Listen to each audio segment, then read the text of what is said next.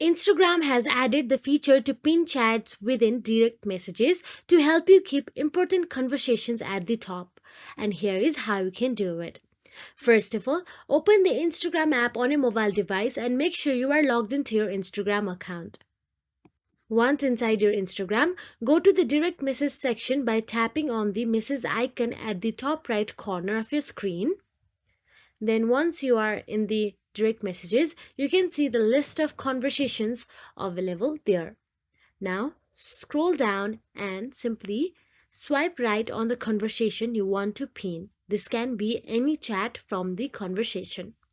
You can simply scroll down and look for the chat anywhere and swipe right on the conversation, then tap on the pin option available there.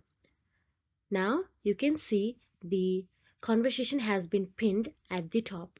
So that is it. If you found this video helpful, please like, share and subscribe our channel, and thank you so much for watching.